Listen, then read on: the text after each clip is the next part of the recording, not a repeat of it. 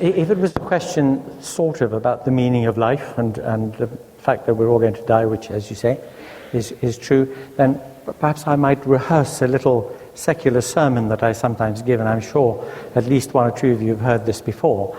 I'm very, very fond of pointing out to people that a human lifespan is less than 1,000 months long, if you do the maths.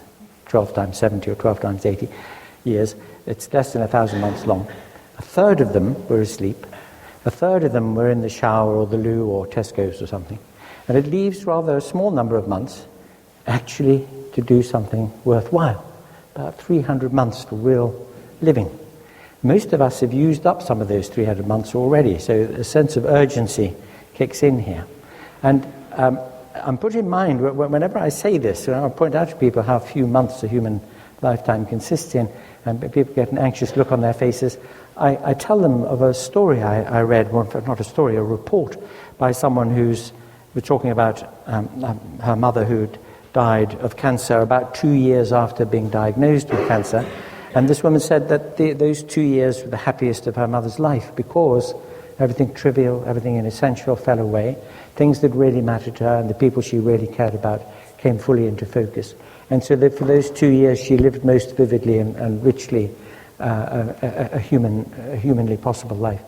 And that anecdote, I think, and the truth about the brevity of human existence seems to me very powerful, because it makes us focus on the question of the good, of what's worth doing and what's valuable in life. And it reminds us that we have a duty to ourselves and to others, really to make the best of ourselves. And it immediately leads on to this other thought, that the one great falsehood which has been practiced on the whole of humankind through most of its history is that there is only one right way to live, one great truth that everybody has to believe, one right rule of life to which everyone must subscribe. And it doesn't matter whether you're talking about Stalin's Soviet Union or the Inquisition of Torquemada or any religion or any totalizing mindset that tries to dragoon everybody into the one right answer.